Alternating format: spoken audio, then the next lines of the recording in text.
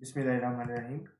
आज जो हमारा वीडियो लेक्चर है, इसमें हम पिछली जो हमारा लेक्चर था, लास्ट वीडियो, उसी को कंटिन्यू करेंगे। लास्ट लेक्चर के अंदर हमने एडवांस्ड सीक्वल जो टॉपिक था वो स्टार्ट किया था, जिसमें हमने देखा था कि कुछ एडवांस्ड क्यूरीज जो हैं वो किस तरह से हम जो है वो अप्लाई कर सकते हैं सीक्वल की जो एडवांस्ड क्यूरीज हैं, जिसमें हमने नेस्टेड जो सब क्यूरीज हैं वो देखी थी। आज उसी को हम कंटिन्यू करेंगे, उसी टॉपिक को। उसमें हम एग्रीगेशन फंक्शंस देखेंगे। एग्रीगेशन फंक्शंस जो हैं वो क्या होते हैं सीक्वल के अंदर। देन हम डिस्कस करेंगे व्यूज़।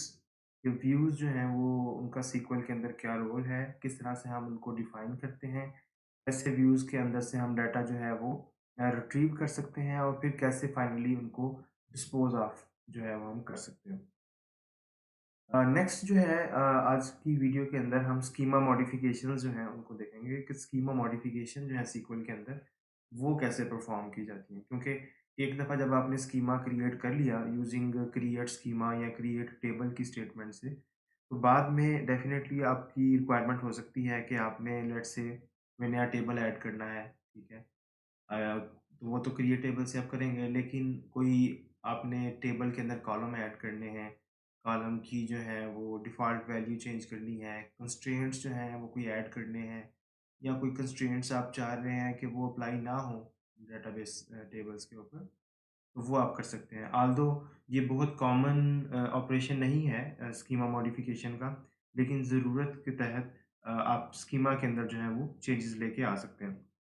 तो सबसे पहले एग्रीगेट फंक्शंस जो हैं वो स्टार्ट करते हैं। एग्रीगेट फंक्शंस जो हैं वो क्या होते हैं? एग्रीगेट फंक्शंस जो हैं वो समराइज़ करने के लिए जो है इन्फॉर्मेशन को वो यूज़ किए जाते हैं। आइडिया बेसिकली ये है कि आपका जो एक लेट्स से टेबल है, जैसे एम्प्लॉयी का टेबल है जिसमें मल्टीपल रोज़ हैं या मल्टीपल ट्यूपल्स हैं, उन ट्यूपल्स की इन्फॉर्मेशन को अगर आप समराइज़्ड फॉर्म में रिट्रीव करवाना चाहें, तो उसके लिए एग्रीगेट फंक्शंस जो हैं वो यूज़ किए जाते हैं। इसकी कुछ एग्ज़ाम्पल्स देखते हैं। कुछ बिल्ट इन एग्रीगेशन फंक्शंस हैं, जैसे कि काउंट है, सम है, मैक्स है, मिन है, एवरेज है। जैसे कि इनके नाम से ज़ाहिर है, काउंट जो है, काउंट का फंक्शन क्या करता है कि रोज़ जो हैं, लेट्स से हम देखना चाह रहे हैं कि एम्प्लॉयी के टेबल के अंदर टोटल कितनी रोज़ हैं, तो उसके लिए हम काउंट का फंक्शन यूज़ कर सकते हैं। इसी तरह से सम का फंक्शन, लेट्स से हम ये देखना चाह रहे हैं कि एम्प्लॉइज़ जो हैं हमारे हमारे डेटाबेस के अंदर, टेबल के अंदर, उनको टोटल जो हम सैलरीज़ दे रहे हैं, उनका सम क्या है, ठीक है? जो सारे के सारे एम्प्लॉइज़ को हम सैलरी दे रहे हैं। इसी तरह से मैक्स है, मैक्स फंक्शन ये करता है कि मैक्सिमम वैल्यू रिटर्न करता है। तो उसी एग्ज़ाम्पल को अगर हम देखें, अगर हम ये चाहते हैं कि एम्प्लॉयी के टेबल में मैक्सिमम सैलरी जो है, वो किस एम्प्लॉयी की है, वो कितनी है, वो भी हम मैक्स के फंक्शन को यूज़ करके रिटर्न करवा सकते हैं। इसी तरह से मिन है, और इसी तरह से एवरेज है, ठीक है? तो ये कुछ बिल्ट इन एग्रीगेट फंक्शंस जो हैं सीक्वल के अंदर अवेलेबल हैं, जिनको आप यूज़ कर सकते हैं। दूसरा जो एग्रीगेट फंक्शंस के साथ ही कॉन्सेप्ट आ जाता है, वो है ग्रुपिंग का, ठीक है? ग्रुपिंग जो है वो इस पर्पज़ के लिए यूज़ होती है कि हम सब ग्रुप्स बना सकें ट्यूपल्स के समराइज़ेशन करने से पहले, ठीक है? यानी कि हमने जैसे सैलरी की अगर बात करें, एम्प्लॉयी टेबल के अंदर सैलरी का कॉलम है, उसको हमने समराइज़ किया कि मैक्सिमम सैलरी जो है वो किस एम्प्लॉयी की है, तो हमें उसकी मैक्सिमम वैल्यू मिल गई। लेकिन अगर हम उसको ग्रुप करना चाहें कि हमारे जितने भी डिपार्टमेंट्स हैं, उन पे उनकी बेस पे हम ग्रुप कर लें, और उन ग्रुप्स के अंदर हम देखें एक्चुअली कि मैक्सिमम सैलरी जो है वो किसकी है।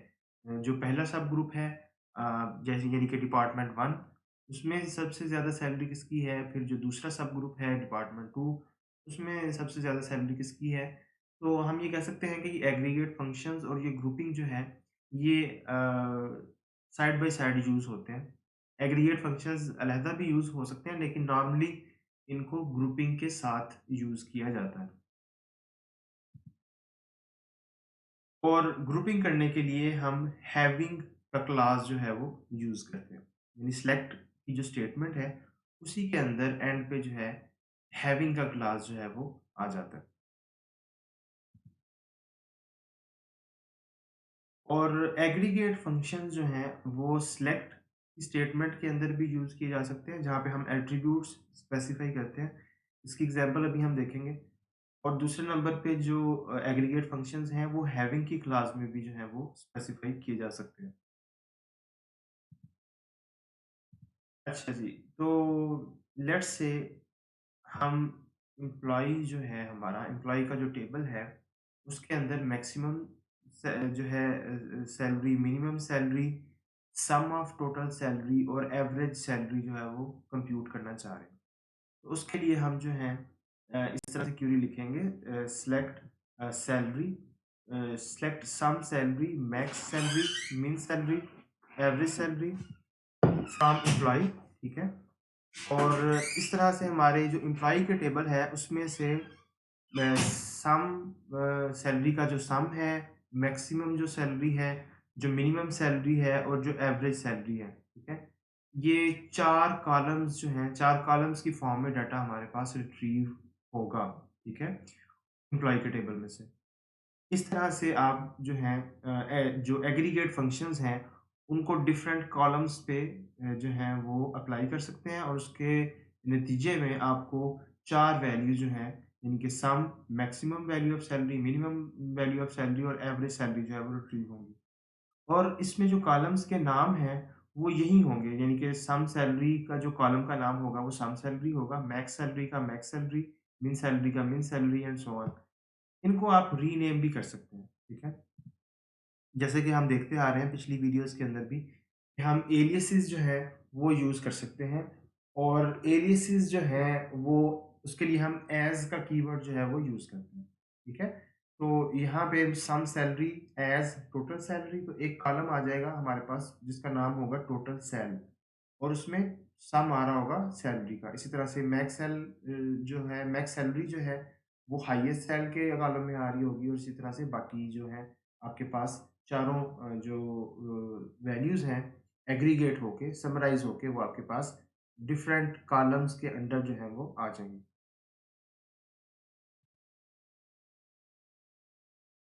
अच्छा जी,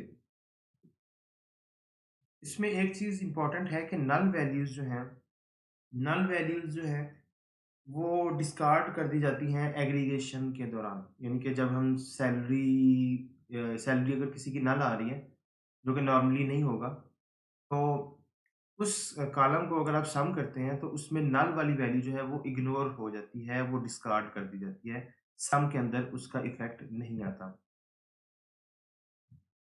अच्छा, यहाँ पे कुछ और एग्ज़ाम्पल्स हैं उसी की जो एग्रीगेट फंक्शंस हैं। एग्रीगेट फंक्शंस में जो क्वेरी 20 है उसमें बेसिकली हम ये चाह रहे हैं कि find the sum of salaries of all employees of the research department as well as the maximum salary, the minimum salary and the average salary in this department. ठीक है? तो हमें यहाँ पे जो हमारा डिपार्टमेंट है, हमें लेट्स से मैनेजर जो है रिक्वेस्ट करता है कि मुझे ये सारी डिटेल्स जो हैं चाहिए डेटाबेस के अंदर से। सैलरी का सम और maximum salary, minimum salary, average salary, research department जो है उसके एम्प्लॉइज़ की। तो उसके लिए इस तरह से हम क्वेरी जो है वो फ़ॉर्म कर सकते हैं। यहाँ पे जो फ्रॉम है उसके अंदर 2 टेबल्स जो हैं वो जॉइन हो रहे हैं। एम्प्लॉयी का जो टेबल है वो जॉइन हो रहा है डिपार्टमेंट के टेबल के साथ और किस कॉलम पे जॉइन हो रहा है, D number from employee table जो है वो जॉइन हो रहा है D number of department table, ठीक है? तो ये जॉइन हमने अप्लाई किया ताकि दोनों टेबल से, क्योंकि हमने वेयर की क्लास के अंदर जो है वो डिपार्टमेंट का नाम स्पेसिफाई करना था। तो नाम स्पेसिफाई करना जो है वो, क्योंकि नाम डी नेम जो है वो डिपार्टमेंट का कॉलम है, तो इसलिए हमने उन टेबल्स को जॉइन कर दिया। फिर वेयर क्लास में हमने कंडीशन लगा दी कि डी नेम जो है वो रिसर्च है और सिलेक्ट के अंदर हमने ऑलरेडी जो है वो स्पेसिफाई कर दिया है। तो होगा क्या कि रिसर्च डिपार्टमेंट में जो सैलरी का सम है, मैक्सिमम सैलरी है, मिनिमम सैलरी है और एवरेज सैलरी है, ये चारों वैल्यूज़ जो हैं ये हमें रिटर्न हो जाएँगी और इनकी वैल्यू हम व्यू कर सकते हैं। अच्छा, नीचे जो क्यूरीज़ हैं 21 और 22, इन क्यूरीज़ के अंदर पहली जो है 21 क्यूरी, इसमें हम बेसिकली अगर ये देखना चाह रहे हैं कि टोटल जो है एम्प्लॉइज़, जो हमारा टेबल है उसमें टोटल एम्प्लॉइज़ कितने हैं? तो उसके लिए हम ये सिंटैक्स यूज़ करते हैं, सेलेक्ट काउंट स्टैटिक, ठीक है, फ्रॉम एम्प्लॉयी, ठीक है। तो इसमें हमें वो टोटल नंबर ऑफ एम्प्लॉइज़ का काउंट जो है वो रिटर्न होगा as a single column. Column जो है उसका नाम होगा काउंट स्टैटिक और उसमें नीचे वैल्यू जो है वो आ रही होगी कि कितने एम्प्लॉइज़ हैं। अगर 10 हैं तो 10 जो है वो रिटर्न होगा। तो ये रोज़ काउंट करने के लिए जो है वो काउंट स्टैटिक जो है हम यूज़ करते हैं। इसी तरह से अगली जो क्वेरी है, ये क्या करेगी? जी, इसमें हमने एम्प्लॉयी और डिपार्टमेंट 2 टेबल्स जो हैं, उनको यूज़ किया है और इस तरह से भी आप 2 टेबल्स के रिलेशनशिप को डिफ़ाइन कर सकते हैं। एक तो ऊपर आप देख रहे हैं कि जॉइन से हमने 2 टेबल्स को जॉइन किया है और यहाँ पे नीचे जो 22 वाली क्वेरी है, वहाँ पे हमने व्हेयर क्लास के अंदर जो है वो स्पेसिफ़ाई कर दिया है कि D number is equal to D number, ठीक है? और उसमें दूसरी कंडीशन जो है वो है कि D name is equal to research. तो अगर हम ये देखना चाह रहे हैं कि रिसर्च डिपार्टमेंट में कितने एम्प्लॉइज़ टाइम काम कर रहे हैं, उसके लिए हम ये क्वेरी जो है, ये फ़ॉर्मूलेट कर सकते हैं और उसके रिस्पॉन्स में हमें जितने एम्प्लॉइज़ रिसर्च डिपार्टमेंट में काम कर रहे हैं, उनकी इन्फॉर्मेशन मिल जाएगी। अच्छा ग्रुप बाय जो है वो दूसरा पार्ट मैंने आपको बताया था कि एग्रीगेशन फंक्शंस का एक दूसरा पार्ट जो है वो ग्रुपिंग का है। और उसके लिए ग्रुप बाय की क्लास जो है वो यूज़ होती है, ठीक है? ग्रुप बाय जो है वो पार्टीशन करने के लिए यूज़ होता है, एक रिलेशन को डिफरेंट पार्टीशंस में या सब ग्रुप्स में जो है वो डिवाइड कर देता है based on some aggregation value, ठीक है? तो इसकी एग्ज़ाम्पल देखते हैं। लेट्स से मैं ये देखना चाह रहा हूँ कि एम्प्लॉयी जो हैं वो डिपार्टमेंट नंबर जो है, ठीक है? हर डिपार्टमेंट नंबर में कितने एम्प्लॉयी हैं और उनकी एवरेज सैलरी क्या है, ठीक है? तो वो मैं इस तरह से क्वेरी जो है वो फ़ॉर्मूलेट कर सकता हूँ। यहाँ पे आप देखिए मैंने डी नंबर लिखा है और जिस जिस एट्रिब्यूट की बेस पे आपने ग्रुप करना है, वो सिलेक्ट क्लास के अंदर आना चाहिए। क्योंकि अभी हम ग्रुप बाय कर रहे हैं डिपार्टमेंट नंबर की बेस पे, इसलिए हम सिलेक्ट के अंदर भी लिखेंगे डिपार्टमेंट नंबर, ठीक है? क्योंकि डिपार्टमेंट नंबर की बेस पे हम जो है वो ग्रुप कर रहे हैं, ठीक है? तो group select D number count static जो कि टोटल रोज़ काउंट कर लेगा उस डिपार्टमेंट नंबर की, कितनी है एम्प्लॉयी के टेबल में और एवरेज सैलरी जो है वो भी कंप्यूट कर लेगा उस ग्रुप पे, ठीक है? फ्रॉम एम्प्लॉयी, एम्प्लॉयी के टेबल से group by department number. Department number की बेस पे जो ग्रुपिंग होगी, उसमें डिपार्टमेंट लेट्स से डिपार्टमेंट 1 आएगा, ठीक है? उसके आगे आ जाएगा कि उसमें 4 एम्प्लॉयी हैं, 4 आ जाएगा और उसके आगे उसकी सैलरी जो है वो लेट्स से 20,000 है तो 20,000 आ जाएगी। इसी तरह से जो ग्रुप सेकंड ग्रुप होगा, लेट्स से डिपार्टमेंट नंबर 2 है, तो डी नंबर में 2 आ जाएगा दूसरी रो के अंदर। वहाँ पे जो काउंट है उसमें आ जाएगा कि लेट्स से 10 एम्प्लॉइज़ हैं और उनकी एवरेज सैलरी जो है वो उससे आगे आ जाएगी। तो इस तरह से आप ग्रुप बाय की क्लास यूज़ करके पार्टीशन जो है वो कर सकते हैं और उसपे जो है फिर एग्रीगेट फंक्शंस जो है वो अप्लाई कर सकते हैं। अगर तो आपके ग्रुपिंग एट्रीब्यूट में नल आ रहा हो, जिस एट्रीब्यूट की बेस पे आप ग्रुप कर रहे हैं, जैसे कि कुछ लेट्स से कुछ एम्प्लॉइज़ जो हैं, उनका डिपार्टमेंट नंबर नल आ रहा है, तो उस केस में ये होता है कि नल वाला एक अलहदा ग्रुप जो है वो बना दिया जाता है और उस ग्रुप के अगेंस्ट जितने भी एम्प्लॉइज़ आएँगे, उनका काउंट और उनकी एवरेज सैलरी जो है वो फिर उस रो के अंदर जो है वो आ जाएगी।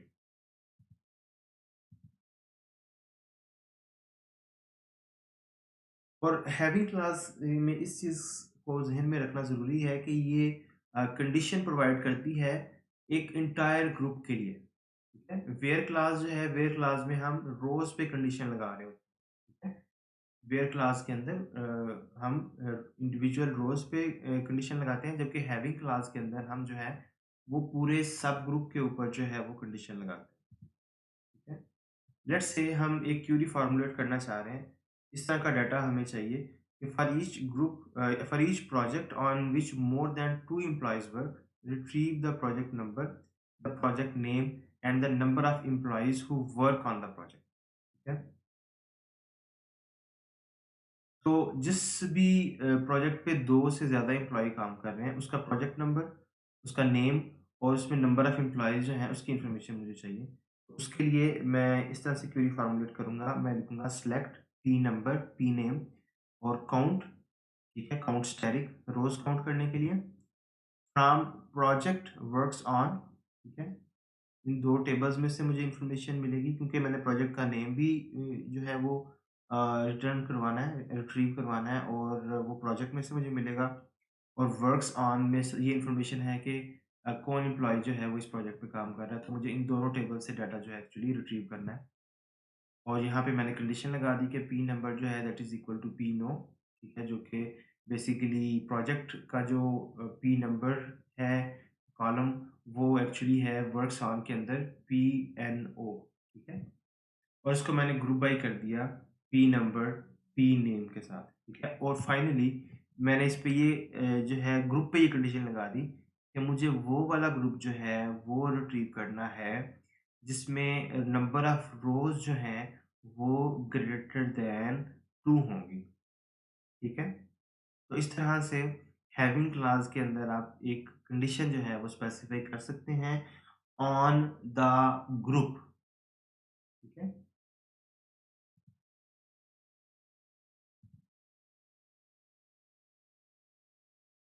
अच्छा, अब इसमें एक इम्पॉर्टेंट चीज़ है, इसका ख़्याल आपको रखना है जब भी आप क्यूरीज़ जो हैं हैविंग क्लॉज़ को यूज़ करके जो है वो राइट करेंगे।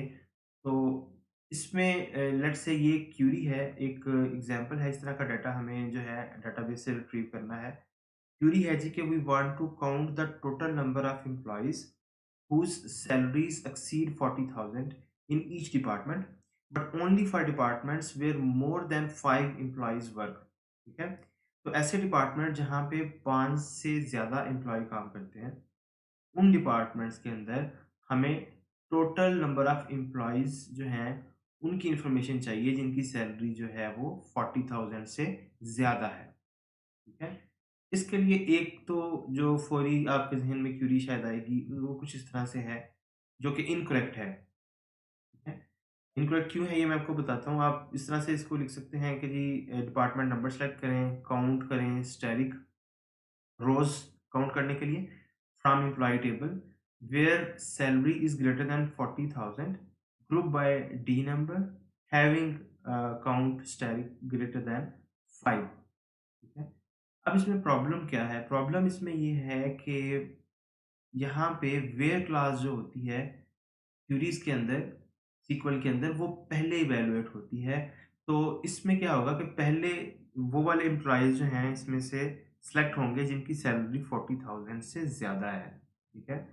उसके बाद जो है वो उस उन एम्प्लॉइज़ के ऊपर ये कंडीशन लगेगी क्योंकि फिर उसके बाद ग्रुपिंग होगी और ग्रुपिंग के बाद फिर ये कंडीशन लगेगी कि जिन जो 5 से ज़्यादा एम्प्लॉइज़ हैं, ठीक है? लेकिन हमें हमारी रिक्वायरमेंट ये है कि हम सिर्फ़ उन डिपार्टमेंट्स की जो है वो एम्प्लॉइज़ की इन्फॉर्मेशन देखना चाह रहे हैं, जिसमें एम्प्लॉइज़ जो हैं वो 5 से ज़्यादा हैं, ठीक है? तो इसलिए इस तरह से आप क्वेरी लिखेंगे तो ये आपको इनकरेक्ट रिज़ल्ट्स जो है वो रिटर्न करेगी। इसका सही तरीका फिर क्या है? इसका सही तरीका ये है कि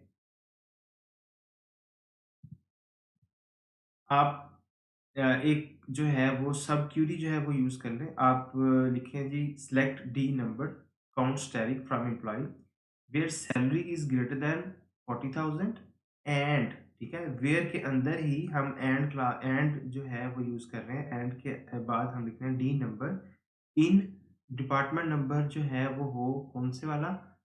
इनमें से कोई एक हो और वो इनमें से एक किस सेट में से होगा?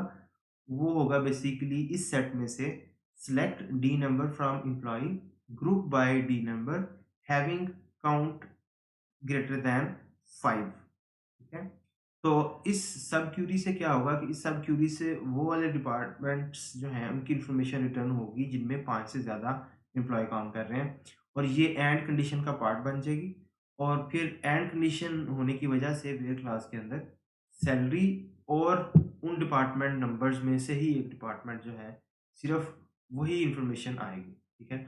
अब वो इन्फॉर्मेशन तो आ गई लेकिन उसको ग्रुप अभी तक हमने नहीं किया, ठीक है? तो उसको ग्रुप करने के लिए एंड पे जो है हम ये एक additional group by D number का क्लास जो है वो यूज़ कर रहे हैं और यहाँ पे हम काउंट भी कर रहे हैं साथ में, ठीक है? तो इस तरह से आप वो करेक्टली जो है वो क्वेरी जो है वो स्पेसिफाई कर सकते हैं। अच्छा, उसके बाद केस स्टेटमेंट्स आ जाती हैं सीक्वल में। केस स्टेटमेंट्स जो हैं वो लेट्स से अगर आपने डिफरेंट वैल्यूज़ यूज़ करनी है बेस्ड ऑन डिफरेंट कंडीशंस, तो उसके लिए आप केस स्टेटमेंट जो है वो यूज़ कर सकते हैं और ये कहीं भी सीक्वल के अंदर यूज़ हो सकती है केस स्टेटमेंट जहाँ पे एक वैल्यू जो है वो एक्सपेक्टेड होती है, ठीक है? तो ये क्यूरिंग करते हुए, इंसर्टिंग करते हुए और updating when you are trying to update, तो वहाँ पे भी आप केस की स्टेटमेंट जो है वो यूज़ कर सकते हैं। इसकी एग्ज़ाम्पल क्या है? इसकी एग्ज़ाम्पल कुछ इस तरह से है कि लेट्स से मैं एम्प्लॉयी के टेबल में अपडेट करना चाह रहा हूँ और मैं एम्प्लॉइज़ की सैलरीज़ जो हैं, उनमें रेज़ करना चाह रहा हूँ और वो रेज़ जो है वो बेस्ड ऑन डिपार्टमेंट होगा, ठीक है? तो मैं फिर क्या करूँगा यहाँ पे अपडेट करूँगा एम्प्लॉयी का table, set salary is equal to अब यहाँ पे मैं केस की स्टेटमेंट जो है वो यूज़ करूँगा, केस का क्लॉज़ यूज़ करूँगा एक्चुअली कहना चाहिए। Case when D number is equal to 5 अगर डिपार्टमेंट नंबर 5 हो, देन सैलरी जो है उसमें 2000 इंक्रीमेंट उसमें अपडेट हो जाए। When D number is equal to 4 then salary जो है उसमें 1500 ऐड हो जाए। इसी तरह से अ, जो अगर 1 है तो उसमें 3000 ऐड हो जाए। इस तरह से एक एम्प्लॉयी का जो टेबल है उसके अंदर केस जो है क्लॉज उसको यूज़ करके आपने मल्टीपल कंडीशंस की बेस पे जो है वो सैलरी जो है वो अपडेट कर ली, ठीक है? तो इस तरह से भी आप जो है वो अप्लाई कर सकते हैं, ठीक है? अदरवाइज़ आपको क्या करना पड़ेगा आपको वेयर क्लॉज यूज़ करनी पड़ेगी, ठीक है? और वेयर क्लॉज आप यूज़ करेंगे मीन्स कि आप फिर 3 दफ़ा जो है वो अपडेट की क्वेरी लिखेंगे। और वेयर क्लास में आप डिपार्टमेंट नंबर 5 के लिए अलहदा से क्वेरी लिखेंगे, डिपार्टमेंट नंबर 3 4 के लिए अलहदा से लिखेंगे और डिपार्टमेंट नंबर 1 के लिए जो है आप अलहदा से क्वेरी लिखेंगे। तो अब हमारा जो टोटल सिलेक्ट की जो क्वेरी का स्ट्रक्चर बन गया, जो हम लास्ट 2-3 जो वीडियोज़ हैं उनसे देखते आ रहे हैं कि सिलेक्ट का जो पूरी स्टेटमेंट है उसमें एट्रिब्यूट्स और फंक्शंस तो होते ही हैं, ठीक है? एट्रिब्यूट्स तो हमने पहले देखे, आज हमने इस वीडियो के अंदर फंक्शंस भी देख लिए, जो कि एग्रीगेट फंक्शंस होते हैं, वो भी सिलेक्ट की क्लास में आ सकते हैं। फिर फ्रॉम के अंदर टेबल्स की लिस्ट जैसे कि आप जानते हैं कि होती हैं। वेयर के अंदर हमारे पास कंडीशंस आ जाती हैं। ग्रुप बाय जो है वो ग्रुपिंग की इंफॉर्मेशन आ जाती है कि किस एट्रीब्यूट की बेस पे हमने जो है वो ग्रुप करना है और हैविंग के अंदर जो है वो ग्रुप के लेवल पे जो कंडीशंस हैं वो आ जाती हैं और फाइनली ऑर्डर बाय जैसे कि आप जानते हैं कि ऑर्डर आपने टेबल को किसी एट्रीब्यूट की बेस पे किसी कॉलम की बेस पे असेंडिंग या डिसेंडिंग जो करना है ऑर्डर तो उसके लिए आप ऑर्डर बाय की क्लास जो है वो यूज़ करते हैं। तो ये पूरी एक इस तरह की सिलेक्ट की स्टेटमेंट जो है इस तरह से कंप्लीट बनती है और इसमें ये जो स्क्वायर ब्रैकेट्स आपको नज़र आ रही हैं इट मीन्स कि ये जो लास्ट वाली चीज़ें हैं ये ऑप्शनल होती हैं। वेयर की क्लास, ग्रुप बाय की क्लास, हैविंग की क्लास और ऑर्डर बाय की क्लास ये चारों ऑप्शनल हैं और इनको आप एज़ पर नीड जो है वो यूज़ कर सकते हैं। अच्छा, नेक्स्ट जो दूसरा आज की वीडियो का टॉपिक है दैट इज़ व्यूज़, ठीक है? जिन्हें वर्चुअल टेबल्स भी कहा जाता है सीक्वल में। व्यूज़ जो हैं what they are good for basically कुछ इस तरह की हमारी रिक्वायरमेंट्स होती हैं डाटा रिट्रीवल के हवाले से, जिन्हें हमें अक्सर ज़रूरत पड़ती है उस तरह का डाटा रिट्रीव करने की। एक स्पेसिफिक लेट्स से एक स्पेसिफिक डिपार्टमेंट में से या मल्टीपल टेबल्स में से हमने डाटा जो है वो रिट्रीव करना है और हमें बार-बार उस तरह की क्यूरीज़ जो हैं वो बनानी पड़ती हैं और वो लेट्स से कॉम्प्लिकेटेड क्यूरीज़ हैं। अभी आपने जो देखी हैं क्यूरीज़ वो लेट्स से 4 लाइन्स की, 6 लाइन्स की क्यूरीज़ हैं। लेकिन क्यूरीज़ काफ़ी बड़ी भी हो सकती हैं 30-40 लाइन्स की या इससे ज़्यादा भी। तो इस किस्म की जो क्यूरीज़ हैं उनको हम उसके व्यूज़ क्रिएट कर लेते हैं, ठीक है? व्यूज़ जो हैं वो वर्चुअल टेबल्स होते हैं और ये पॉपुलेट खुद से नहीं होते, ये एक्चुअली दूसरे टेबल से डाटा लेते हैं रन टाइम पे और इसके लिए क्रिएट व्यू की कमांड जो है वो यूज़ होती है, ठीक है? और इसकी एग्ज़ाम्पल जो है कुछ इस तरह से है, जैसे आप ये देख सकते हैं, ये 2 एग्ज़ाम्पल हैं यहाँ पे। पहली जो एग्ज़ाम्पल है, उसके अंदर व्यू जो क्रिएट हो रहा है वर्क्स ऑन वन के नाम से, उसमें आप देखें कि क्रिएट व्यू का पहले जो है वो क्लास आ जाता है क्रिएट व्यू का। आगे व्यू जिस नाम का क्रिएट करना है वो नाम आ जाता है। नीचे जो है वो एज़, ठीक है? और एज़ के बाद वो क्यूरी आ जाती है, जिस क्यूरी की बेस पे ये व्यू जो है वो क्रिएट होगा, ठीक है? तो ये जो select F name, L name, P name, hours, ठीक है? From, employee, project, works on, where SSN is equal to ESSN and P number is equal to P number.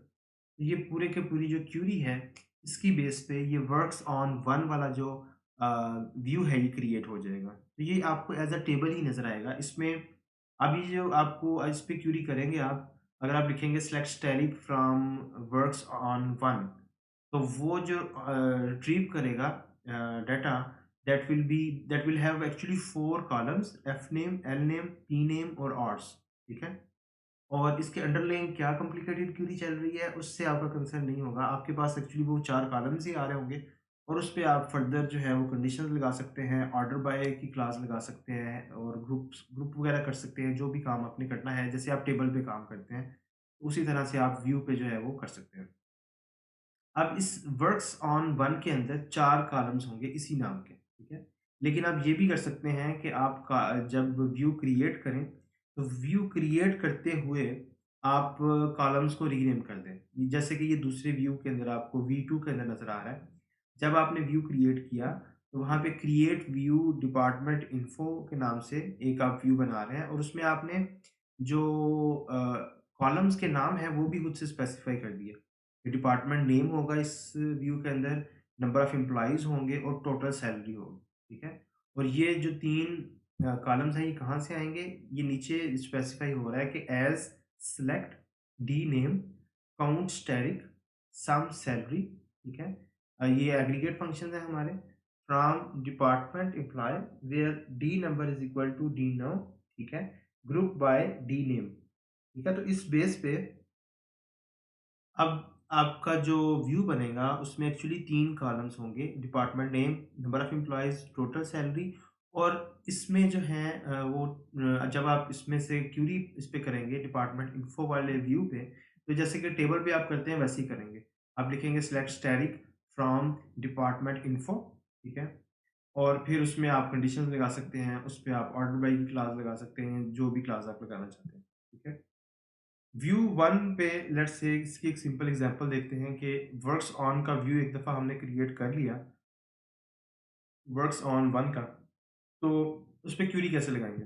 उस पे इस तरह से हम क्वेरी लगाएँगे, हम लिखेंगे सिलेक्ट, लेट्स से हमें सिर्फ फर्स्ट नेम और लास्ट नेम चाहिए, तो हम लिखेंगे select F name, L name from works on 1, उस पे वेयर क्लॉज़ लगा सकते हैं हम, where P name is equal to product X. तो जैसे कि आप देख सकते हैं कि अब वर्क्स ऑन वन जो है, उस पे जैसे बाकी टेबल्स पे हम क्यूरीज़ लगाते हैं, उसी तरह से वर्क्स ऑन वन पे भी हम जो है वो क्यूरीज़ अप्लाई कर सकते हैं। अच्छा जी, ये तो हो गया व्यू क्रिएट करने का। इसी तरह से लेट्स से इसमें जो व्यू है बेसिकली ये हर टाइम पे अपडेटेड इन्फॉर्मेशन आपको देता है। बेसिकली होता ये है कि या तो डेटाबेस सिस्टम जिस टाइम पे व्यू से क्वेरी की जाती है, उसी वक़्त वो बाकी टेबल्स से क्वेरी करके जो उस टेबल का व्यू बना के एक आपको रिटर्न करता है। या ये भी होता है कि वो पहले मटीरियलाइज़ हो जाता है और बाद में और जब कोई बाकी टेबल्स में डाटा अपडेट होता है, तो ये डीबीएमएस की रिस्पॉन्सिबिलिटी होती है कि वो व्यू जो है उसको भी अपडेट रखे, ठीक है? अच्छा, मैं कह रहा था कि अगर आपने व्यू को ड्रॉप करना है, तो उसके लिए ड्रॉप व्यू की कमांड जो है वो आप यूज़ कर सकते हैं, ठीक है? ये क्या करता है, ये एक व्यू को ड्रॉप कर देता है, डिलीट कर देता है, जिस व्यू की आपको ज़रूरत नहीं रहती, तो उसको आप ड्रॉप व्यू से ड्रॉप कर सकते हैं। जैसे कि वर्क्स ऑन वन को अगर आपने ड्रॉप करना है, तो you can write statement such as drop view works on one. अच्छा जी, तीसरा जो हमारी वीडियो का टॉपिक है, वो है schema changes statements in SQL, ठीक है? जैसे मैंने आपको वीडियो के स्टार्ट में भी बताया था कि स्कीमा चेंजेस जो हैं, वो भी आप कर सकते हैं सीक्वल के अंदर, ठीक है? और वो स्कीमा चेंजेस जो हैं डेफ़िनेटली आप की ज़रूरत जो है एज़ पर रिक्वायरमेंट आप उसको करेंगे। अगर आपको ज़रूरत पड़ती है कि आपने कॉलम्स जो हैं ऐड करने हैं किसी टेबल के अंदर, जो कि मोस्टली बहुत कम होता है जब आप एक दफ़ा वेल प्लान्ड डेटाबेस जो है उसको डिज़ाइन कर लेते हैं, स्कीमा क्रिएट कर लेते हैं, तो उसमें इतनी ज़रूरत नहीं पड़ती लेकिन स्टिल कुछ ना कुछ एवोल्यूशन जो है वो होगा। तो उस केस में जो पूरा डेटाबेस है उसको दोबारा रिकम्पाइल करने की ज़रूरत नहीं पड़ती। बस कुछ कमांड्स हैं जिसकी बेस पे नए कॉलम्स या कॉलम्स के ऊपर नए कंस्ट्रेंट्स जो हैं वो अप्लाई कर सकते हैं या पुराने कंस्ट्रेंट्स जो हैं उनको रिमूव कर सकते हैं। तो इसमें सबसे पहले ड्रॉप की कमांड आ जाती है, ठीक है? ड्रॉप की कमांड जो है, ये यूज़ की जाती है स्कीमा के डिफरेंट एलिमेंट्स को ड्रॉप करने के लिए। जैसे टेबल्स, लेट्स से आपने कोई टेबल रिमूव करना है स्कीमा में से, तो उसके लिए ड्रॉप की कमांड यूज़ करेंगे। इसी तरह से डोमेन्स हैं, कंस्ट्रेंट्स हैं, इन सब के लिए ड्रॉप की कमांड जो है आप यूज़ कर सकते हैं। ड्रॉप में 2 तरह का बिहेवियर होता है, एक तो कैस्केड है, दूसरा जो है वो रिस्ट्रिक्ट है। लेट्स से इसकी एग्जांपल ये है कि ड्रॉप स्कीमा कंपनी कैस्केड, ठीक है? तो ये स्टेटमेंट जो है इस ये तब अप्लाई होगी अगर ये स्टेटमेंट जो है एक्चुअली ये कैस्केड ऑपरेशन परफॉर्म करेगी। यानी कि इस स्कीमा के अंदर जितने भी टेबल्स हैं, जो भी व्यूज़ हैं, कंस्ट्रेंट्स हैं, सब इस एक स्टेटमेंट से जो है वो रिमूव हो जाएँगे डेटाबेस कैटलॉग में से, ठीक है? लेकिन अगर आप ये चाहते हैं कि ये रिस्ट्रिक्ट करे, अगर कंपनी का डेटाबेस मैं डिलीट करने की कोशिश करूँ और उसमें कोई और एलिमेंट्स पड़े हों स्टिल उससे एसोसिएटेड, तो फिर मैं यहाँ पे स्टेटमेंट लिखूँगा ड्रॉप स्कीमा कंपनी रिस्ट्रिक्ट, ठीक है? तो वो स्टेटमेंट तब तक एग्ज़ीक्यूट नहीं होगी जब तक कंपनी का जो डेटाबेस है उसके अंदर के सारे एलिमेंट्स जो हैं, टेबल्स, व्यूज़, कंस्ट्रेंट्स जो भी उसके अंदर चीज़ें हैं, वो पहले सारी रिमूव नहीं हो जाती, तब तक वो कंपनी का स्कीमा जो है वो ड्रॉप नहीं होगा, ठीक है? तो ये 2 तरह की ऑप्शंस होती हैं जब ड्रॉप आप करते हैं। अच्छा, ड्रॉप के बाद दूसरी जो काफ़ी यूज़ होती है कमांड, वो है अल्टर टेबल की, ठीक है? अल्टर टेबल की जो कमांड है वो यूज़ करते हैं हम लेट्स से अगर हम कोई कॉलम्स जो हैं टेबल के अंदर वो ऐड या ड्रॉप करना चाह रहे हैं। हम कॉलम की डेफिनिशन को चेंज करना चाह रहे हैं और या हम किसी टेबल के अंदर कोई कंस्ट्रेंट है तो उसको हम ऐड या ड्रॉप करना चाह रहे हैं। उसके लिए अल्टर टेबल की कमांड जो है वो यूज़ होती है। अल्टर टेबल की जो स्टेटमेंट है वो कुछ इस तरह से लिखी जाती है अल्टर टेबल लेट्स से आप एक एम्प्लॉयी के टेबल में एक नया कॉलम ऐड करना चाहते हैं जॉब के नाम से, ठीक है? तो आप लिखेंगे alter table company dot employ add column job और आगे उसकी जो टाइप है वो स्पेसिफाई कर देंगे, ठीक है? तो इस तरह से आप टेबल्स को अल्टर कर सकते हैं, उनमें कॉलम्स जो हैं वो ऐड कर सकते हैं, ठीक है?